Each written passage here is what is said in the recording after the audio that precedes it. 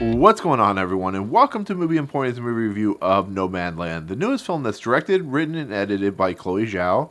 Before we begin, hey, if you like my channel, of course, hit the subscribe button and join Movie Emporium. Hit that notification bell at the top to find out what's coming next. If you like any of these videos, awesome. Hit the like button and comment below on any video that you watch, including this one. So Nomadland is the story of Fern, who is played by Frances McDormand, and Fern is a woman who is a nomad. A nomad is somebody who travels the country, just kind of living job to job to job, kind of supporting themselves, but they live out of a vehicle, and they're like on the edge of homelessness, but they actually support themselves by just doing odd jobs here and there. And this story is basically, it's really not a story, more just kind of an exploration of this character as she travels from, place to place to place, either working at Amazon or working, at a local food shop. It's about her kind of journey to dealing with the passing of her husband. She's been doing this for quite a while, so she has a few friends that she kind of meets up with every once in a while, and it just shows the kind of the American heartland in the middle of the 21st century when everything is just in chaos and things are,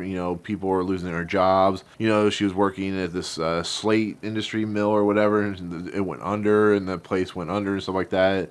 And so she just kind of just travels the country, and it's basically about that. There's not really much else to say on the actual story, but this movie is profoundly interesting because Chloé Zhao, who is, I think this is like her second or third film, is an amazing, interesting director because she directed a movie called The Rider. And The Rider was a profoundly interesting and kind of poetic film about a young boy or young man who basically injured himself like immensely in a horse riding accident. And not only did she film the movie in a naturalistic setting, but she used the actual people that were involved with this accident. So the young man who was in the accident is the main character in the movie, and he's fantastic. The movie's incredibly well directed and well performed. It's an amazing film. But Chloé Zhao's eye for the camera in that movie, the vistas, the American heartland and stuff like that is incredibly unique and incredibly profound. She just did something incredibly amazing, and it got like no love at the Oscars. It was kind of infuriating to watch. So when this movie Nomadland came out, or when it was being presented to the film festivals, I had no doubt that this movie was going to be good. I just didn't know how good.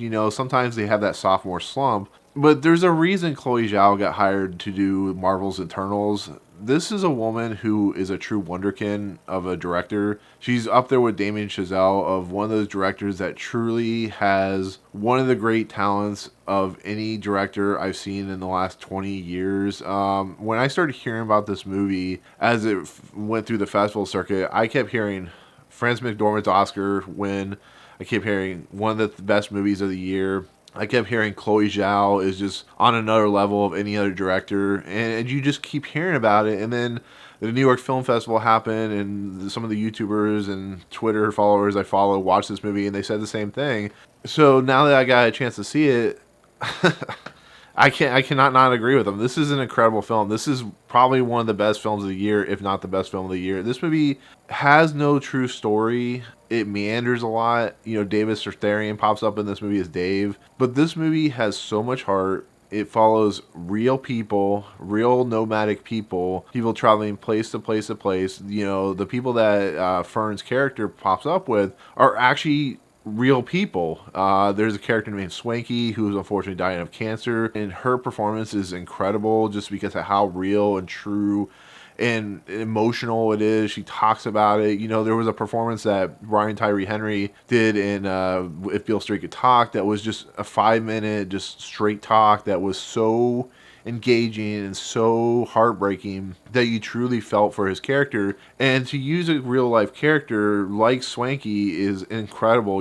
There's talk of her even getting an Oscar supporting nomination, and I could see that happening because she's so incredible. And it's the same thing with David Stratharian, who's in this movie. He gives an incredible performance, but he's not in it very much, so we'll see how that plays out. But one of the other great performances of one of the nomadic people is Linda, and Linda is kind of Fern's like right hand woman, and they kind of work with the different jobs. They work at like Amazon, and they work at like a local park and stuff like that, and you really feel the true nature of the performances, and you really feel the true friendship that kind of portrays out there, which really sets apart how good Frances McDormand is at what she's doing. She probably made friends with these people, and she probably had great times with them. She probably sat around and enjoyed the nighttime with them. I wouldn't be surprised if when Chloe Zhao was making this movie, if the points when we see the nomadic people talking, like the Bob and stuff like that, who is this guy with a big beard, that these were actually events that were actually truly happening, because it really feels authentic and it really feels down to earth and true to form and true to life, to how this life is like. So watching Frances McDormand play off that, watching her react to that, really feels authentic and real. And that is what Chloe Zhao is so good at doing. That's what her scripts are so well at doing. This is based off a book. Watching Frances McDormand in this movie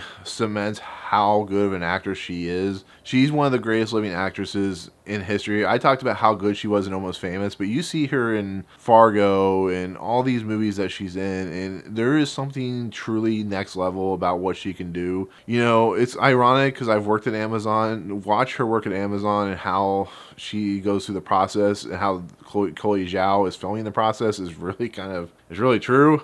It's really kind of strange and funny to watch. I'm surprised that Amazon was willing to do that, but it's kind of cool to see Amazon in the movie. But when we see Frances McDormand, we see that there's a lot of pain in her eyes, but she is so friendly and so unique and so amazingly written that it really feels like a natural character. Frances McDormand is doing like true bravado performance, true bravado level of acting that is it's second to none.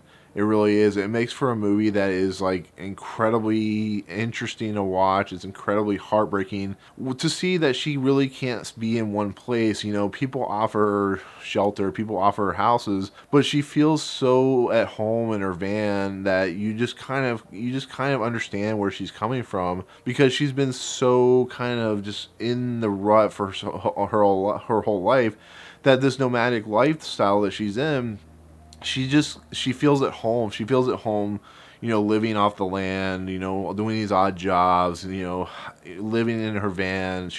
It's a performance that's real and raw and really works to an insane a degree. It's going to be an Oscar nomination. I think it's going to be an Oscar win. It's a performance that is completely, devastating at times, uplifting at times, heartbreaking, fantastical, fun, interesting, and it's incredible. It's there's not much else I can say about it, but it's an insanely great performance from Frances McDormand. So I wouldn't be surprised, like I said, if she gets an Oscar win for this movie. But Chloe Zhao, watching this movie once again, captures the American heartland better than any American director, it seems like, out there. There is something about the way she shoots vistas. There's something the way she shoots about naturalistic light, the darkness, the light, the energy, the way that she makes everything beautiful, the way she portrays the skies and the sun and the snow, and there are shots in here that are just like, they're mind-blowing how good they are. They're like what you would see in nature documentaries.